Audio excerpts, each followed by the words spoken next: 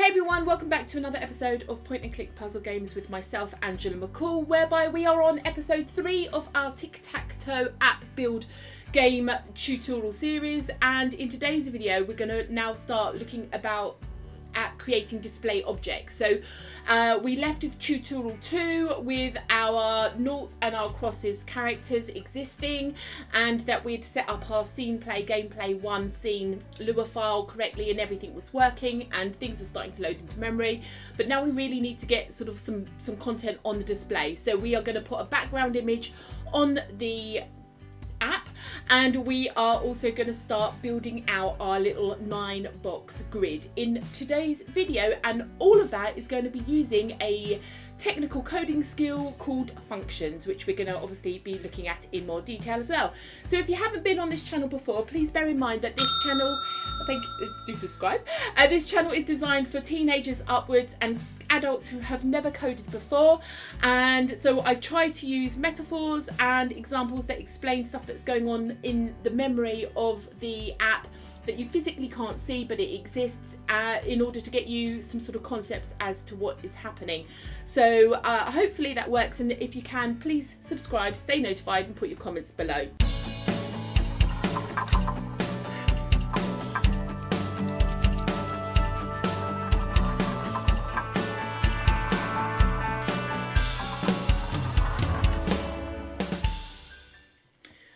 Okay, so this is quite a new channel, so I'm just going to quickly show you my YouTube channel here, because I have already done a video called the Lua coordinate system. You'll be able to find it. I think it's like the 2nd or 3rd video or something that I've done.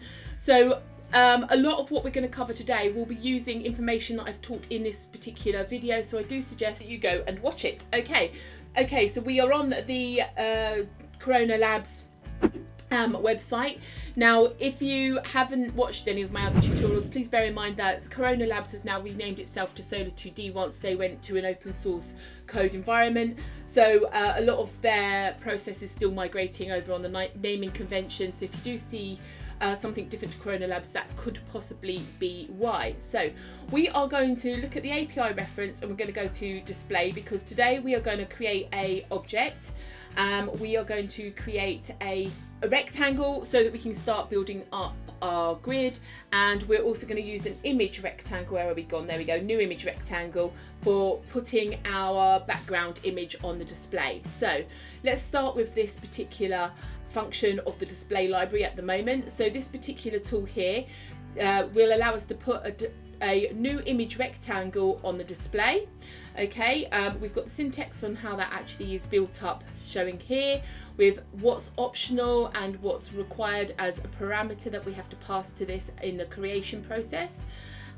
We can also, we're not going to be dealing with image sheets in this particular tutorial series because our graphics are very simple, but we will cover them in the future if we ever need to.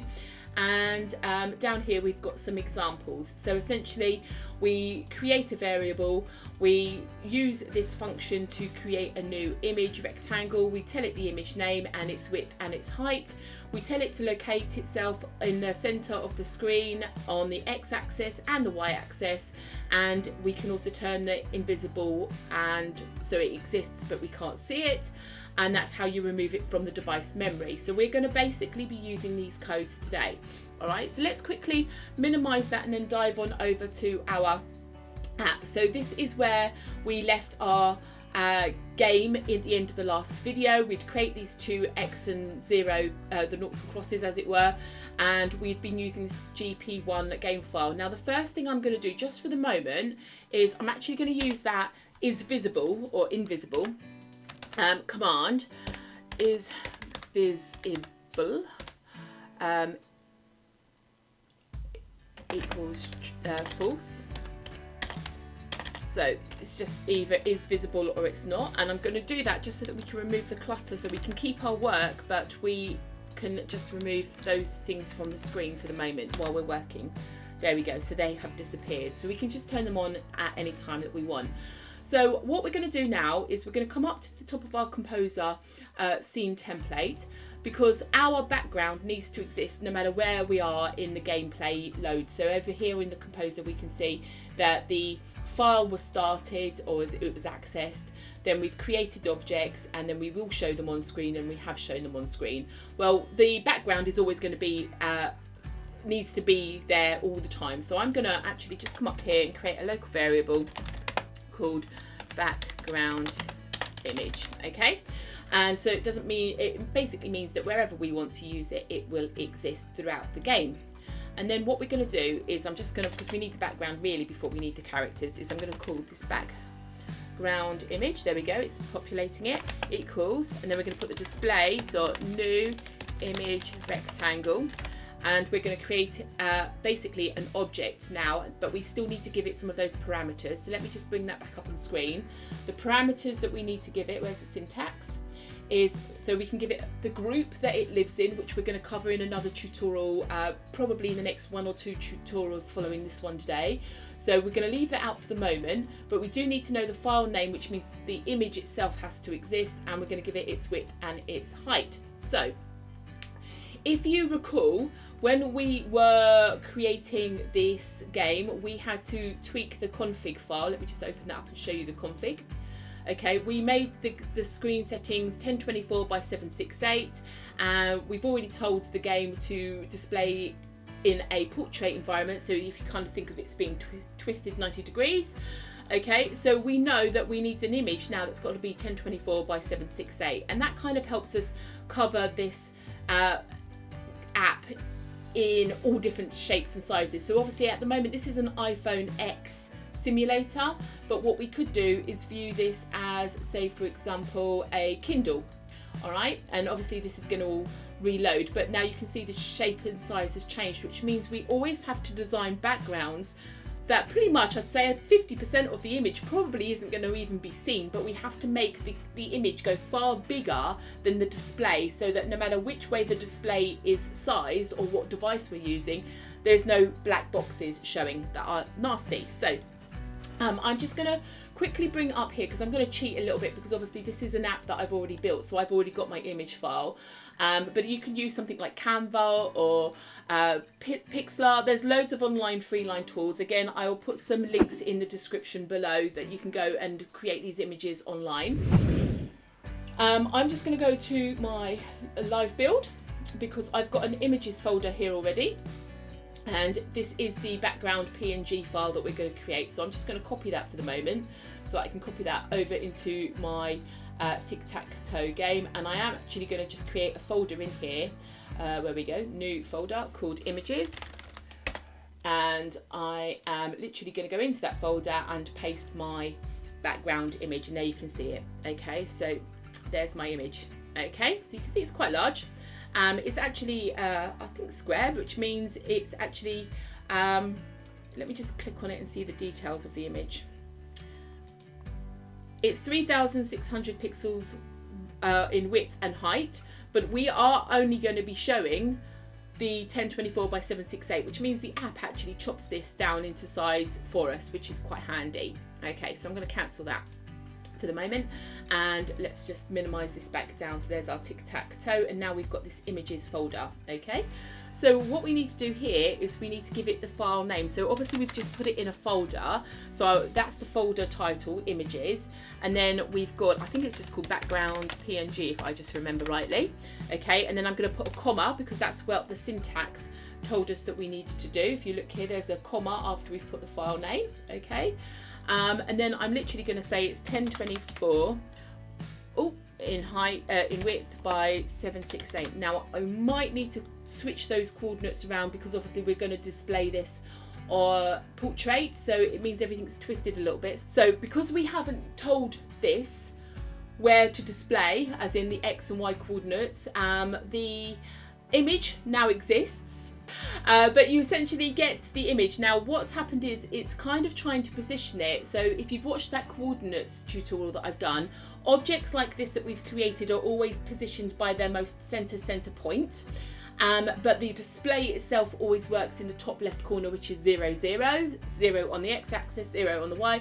And so if you look at what's going on here, this is kind of what's been trying to happen, which is why we've only got like the bottom right corner of the image. So what we need to do is now take this variable that is storing our image, and we need to give the x-axis some coordinates, which is going to be display it, content, there we go, center x, and then I'm going to copy that whole line and replace it with the y values, and we're going to say content center y, and then we can save.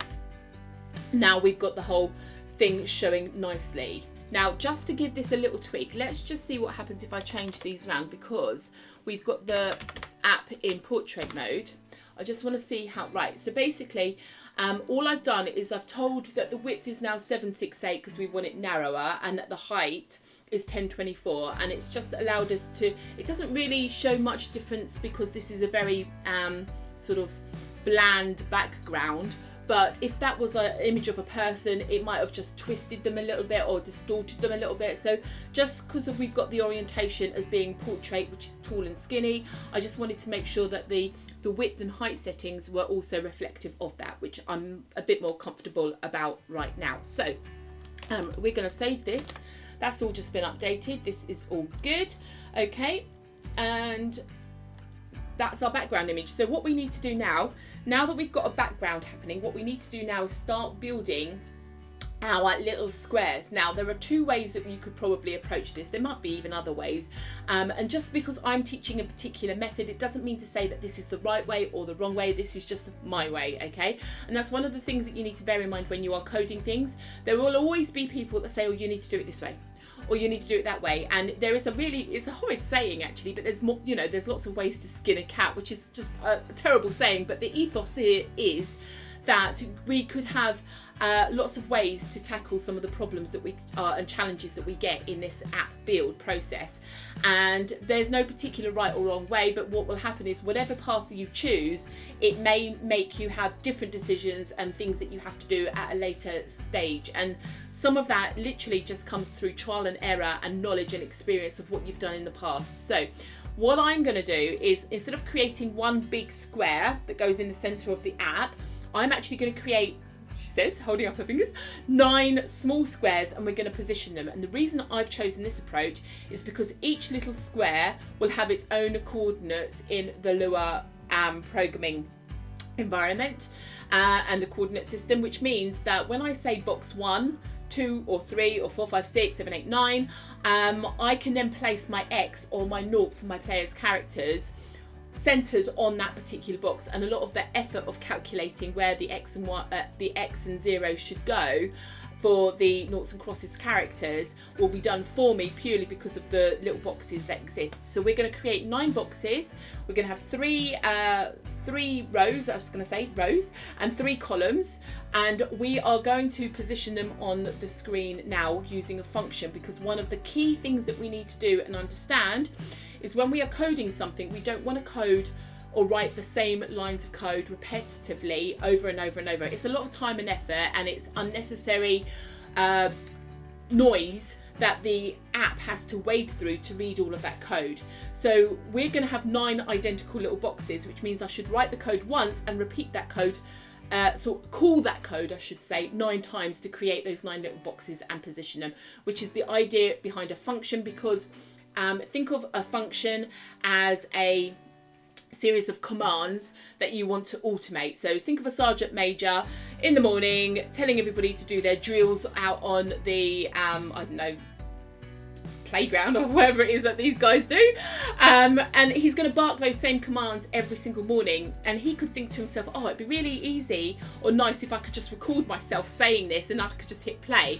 That kind of ethos is essentially what a function is going to be doing for us. So we're going to create this command that we need to repeat, and we're going to put it inside a function, so that when we say, when that sergeant major wants to hit the play button, we're essentially calling that function to exist, and it's going to execute and create a box for us, and then it's going to do it again and again and again. So we write the code once, but we can access that code 9 times in this particular case.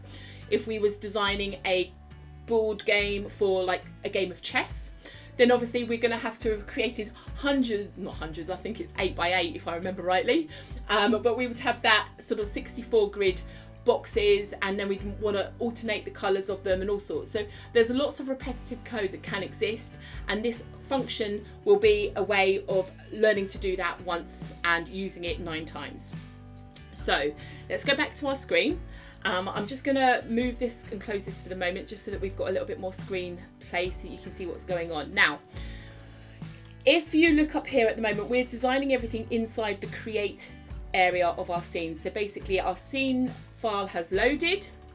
Up here we've got some variables that need to be existing throughout the game itself, and then we're going to create the objects that go on the game. So for the moment, because we are in the early stages of our game build, I am literally going to write the code here. But what is going to happen is, as we start to develop our game, we're going to realise that we actually need to put some of this code and transfer it from up here down here. And this is one of the learning curves as well that takes place when you start to tweak things. So let's start off by literally just creating one of our boxes first of all. So let's go up here and create local grid square. Okay, and down here we are going to create a grid, there we go, grid square. Always try and line up your code. Good coding practice, again, there's a YouTube video on it, because it helps other people read your code if you need to ask them for help, and it also helps you know what's going on when you come back to this in the future. So we're going to create a new rectangle. There we go. Now if we dive back on over to our syntax, go to display library, we are creating a new rectangle in this particular instance, and here is the syntax. So we've got a parent group which we will add in the future, the x and y coordinates of where this rectangle is going to live, and its width and its height. So x and y we can instantly do because we've got this going on up here. So as I said to you, I always put everything in the center and then I position out. So that's the x and y done, and we're going to say 100 width and 100 in height. Okay, now because we've not given this anything else, let me just hide this down. There's our little white square. I've just saved it, which you didn't get to see, but we have now positioned a 100, I want to say pixels, but it's not, it's unit, and 100 units wide and high to make a nice perfect square, and we've positioned it center on the screen. Now we want to repeat this process 9 times, okay, which means we actually need to put it into a function that we then call 9 times. So what we actually need to do is fiddle around with this code a little bit and move it probably down here and do some things with it. Okay, so we now want to move our square, the very first one, over to the top left position. So the top left position. So we are going to do that by, now we know that the width of our square is 100 and 100. So if you look at the Lua coordinates, again, the link will be below, but if you look at my Lua coordinates, you know that whenever you want to move an object left, you are minusing, and whenever you want to move an object up, you are minusing. This isn't the Cartesian grid reference system that you'll learn at maths at school. This is the Lua coordinate system, and that video is a must if you need to kind of refresh your memory. So we therefore need to move this. If we want it to go from the very center to this top left, we need to minus it 100 so it goes next to it, and then we need to minus it 100 going up so it goes above it. So we are literally going to go in here just to prove that we can position it, and then from there we hit save, and now what we've got is the square is function is being called still 9 times, but all 9 of them have these coordinates that have now repositioned the square to the top left position. Okay, so we're going to tidy this up because we're not going to call this 9 times. This is bad coding. We're going to call it once. What we need to do is some maths to create this row. So we're going to start off now by tweaking our code a little bit, and we're going to start off by creating a function to draw a row. So I'm going to start by copying our x coordinate. So I'm going to call this as a local variable x position equals this. So we know our starting positions and our y coordinate, and I'm just going to change that to y. Okay, so we will tweak this code up in a minute, but we know that this is the correct code for the starting x and y locations. We've now got our x and y positions known of. Okay, so let's now, instead of drawing the square 9 times like we were, let's draw a row of 3 for the moment. So let's create a function that says local function, and we're going to have to reposition things in a minute. So draw row end. Now, whenever I code, lots of people work different way. I would suggest as a good practice for you, especially so that you don't cause yourself any unnecessary syntax errors. Whenever you've got anything that has a partnership, so like an opening statement needs a closing statement, or an opening bracket needs a closing bracket, whenever there's like kind of a partnership in code, I always write them first of all and then add content in the middle afterwards. So later on we'll pass some parameters to this, and so then I will add code in the middle. This is my function, so I've instantly put the end word to close the function so it knows where it starts. And I always do everything in pairs and then work back from there. So a little tweak as well, just so that whilst you're in the development process and you want to test where you are, always give yourself a little print statement, and I literally copy the name of the function so I know where I am in the code. Make sure it's inside those quotation marks so it's actually text and not a command. And then what will happen is when you run it over here in the console, it will tell you. So for example, if I was to call this function now down here, it's going to print the name. There we go. So I know that this function is successfully being called, although at the moment it's not actually doing anything. So we've got our X and Y positions to start with.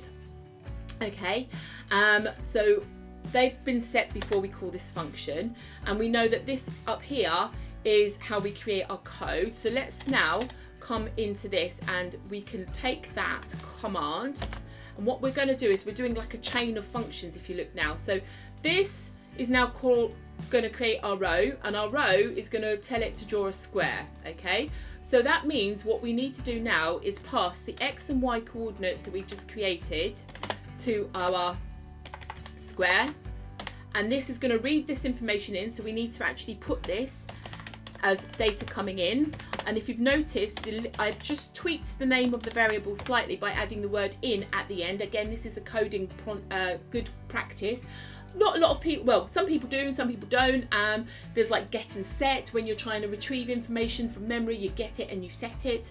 But essentially, you can do in and out code in functions. So at the moment we're sending code into the function, and when the function is finishing doing its math, say for example it was a calculator and it needed to return an answer, we could actually have a return statement that sends information out, and we can tweak the code and the variable names inside the function. So this is just another common coding practice. It isn't going to affect your game. You could have just easily put X pos and y pos as the variable names and not added the word in, but this is just good programming practice. It's the way I like to program. It also means that it helps people understand what I'm doing. Now I've just copied the name because this is the X position coming into the function, and I'm just going to literally paste it and replace the code that we've got going on here now. So what we've got down here is in fact, let's tidy up our code just a little bit. Inside this show wheel event, we've created our two variables that hold the start location of our first square. Then we have code that creates the square itself, and then we've got code that's going to create the row. So technically we need it to call this 3 times, and we're going to literally add 100. Now this is a bit of a sort of cheating way, I suppose. We could technically have this run 3 times as well, but we only want to call it once. So there are ways around it. We could have put this inside a function as well, which I would have done if it was drawing a sort of a checkers board, because there was lots more squares that we need. But if you look, we've got our top left position, so we're going to need to move this one over by 100, and then from this location we're going to need to move it over 200. So we're going to create the square 3 times because we're calling it 3 times, but each time we're sending it slightly different coordinates. We've got our starting coordinates up here, so let's put a little comment in here. Comments start with 2 dashes, and it's in this particular format of how the Visual Studio Code and theme is that I'm using. It shows in grey. You might have a different setting, but essentially mine's italic and grey, and this is going to be starting box coordinates, as in top left box 1. Okay, so that's kind of my note. So that's why we've set it up here, and then we've got to tweak it. So let's just save that and see what happens. Now what we've got, we have successfully, we're still printing the word square, so we know it's been called 3 times, which is great because we've got our 3 calls here, and we've repositioned the box on the x-axis, which is why we've added data to this x position. But what we've got now visually from the user's perspective is one big rectangle, but we happen to know in behind the scenes that this is 3 squares side by side. So what we're going to do is we're going to come back over to our Corona Labs, and I'm already on it here, so that I've navigated to it. So we're still inside our display library and our new rectangle. Where has it gone? New rectangle, there we go. All right, so what we're going to do is we're looking at the example code, and what we can do is we can add a stroke or like a border to our white squares. So I'm just going to copy this code here off the object for a moment, and I'm just literally going to copy it up here, and I'm going to take the name of our square, and I'm going to give it a stroke of, or a border of 3, and then I'm going to put it again, and this time we're going to copy the set color there using those RGB values. So position 1 is R, then we got G for green and B for blue, so red, green and blue. And what I'm going to do is I'm going to give it a black border just so that we can see it nice and visually. So now every time a square is drawn, because we haven't set a fill color, the default is white, which is fine for us at the moment, and we've given it a border of 3 units. Think of it like pixels, and we're going to colour that border black. So I'm going to hit save, and if I now get rid of that, you can see we've got our first row. So now what we technically need to do is repeat this row 3 times. In order to do that, what we're going to do is we're going to tweak this code again, okay, and we are going to put it inside a for loop, because things are starting to repeat lots and lots and lots. So visually we've got the end result, but things are repeating unnecessarily, and what we need to do is we need to repeat this process now so that we can update our code with as minimal repetitive lines as possible. So in the next tutorial, just to finish off our grid, I will be teaching you what a for loop is. Okay, so that's kind of bringing this function. You've got the idea of function calls happening at the moment in this tutorial, and then we're going to tweak this code into a for loop, and we're going to run that, execute that loop X amount of times until we hit a condition that tells us to stop, and we're going to finish drawing our grid. So I hope you've enjoyed that video today. It's a bit of a long one again, I know, but hopefully you can see how things are starting to come together, and I'm trying to teach these videos in a way that you actually get the next process of the app design along with the technical skill, which is the skill set I'm trying to teach you. So please do subscribe, stay notified, put your comments, ask me questions, anything you're not sure of in the code below, or in the comments of this video below. I do dive in 2 or 3 times a week and reply. I'm not one of those channels that just ignore you, so please do let me know what you think, and hopefully I will see you on another video real soon.